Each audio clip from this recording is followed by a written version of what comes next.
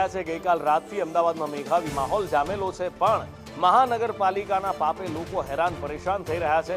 ચોમાસું આવે એ પહેલા જ બધું જ કામ પૂરું કરી દેવાનું હોય પ્રી મોન્સૂન કામગીરી, એટલે ન માત્ર ગટરોની સફાઈ પણ જેટલા પણ ખાડા છે, રોડ રસ્તાના કામ બાકી છે એ પણ પૂરા કરી દેવાના હોય। પણ અમદાવાદ મહાનગરપાલિકાનું તંત્ર, આ સ્માર્ટ તંત્ર કદાચ આ વાત સમજતું નથી અથવા તો સમજે છે તો કરવા નથી માંગતું। આ હાટકેશ્વર વિસ્તાર છે અમદાવાદનો કે એક બાજુ જ્યાં પાણી ભરાય છે અને બીજી બાજુ ખાડા ખોદેલા છે, લોકોની પરેશાનીનો અહીંયા કોઈ પાર નથી।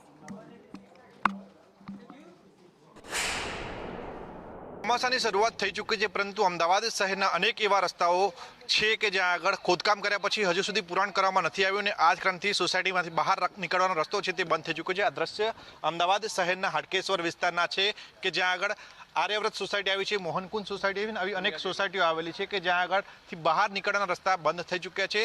એવી પરિસ્થિતિ ખરાબ થઈ છે કે ઇમરજન્સીના સમયમાં એમ્બ્યુલન્સ પણ આ રસ્તા ઉપર આવી શકે તેમ નથી। અનેક વખત કોન્ટ્રાક્ટરને રજૂઆત કરી હોવા છતાં પણ કોઈ પણ પ્રકારની કાર્યવાહી નથી થઈ, જેના કારણે સ્થાનિકો પરેશાન છે અને કોર્પોરેશનની કામગીરી ઉપર સવાલ ઉઠાવી રહ્યા છે। કેટલાક સ્થાનિકો સાથે સીધી વાત કરશું।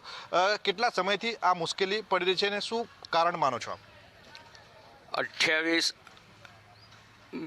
28 મેથી આજે 17 જૂન થઈ, જ્યારે આ કામ શરૂ કર્યું ત્યારે એમ કહેવામાં આવેલું કે આ કામ 15 દિવસની અંદર વધુમાં વધુ એમ કે સમય લાગશે અને અમે પૂરું કરી દઈશું। પણ આજે એ વાતને 28 તારીખથી આજનો સમય ગણીએ તો 4 દિવસ એને 17-21 દાડા થયા। અહીં આવીને એમસીની ટીમ જો અહીંયા આવીને જુએ તો એમને ખબર પડે કે એમની ગાડી કેવી રીતે અહીંયા આવી શકે। અને ભુવાઓ એટલા પડ્યા છે કે જો અહીંયા વ્યવસ્થિત માટીકામ અને બધું વ્યવસ્થિત તાત્કાલિક યુદ્ધના ધોરણે ન કરવામાં આવે તો જાનહાનિ પણ થઈ શકે।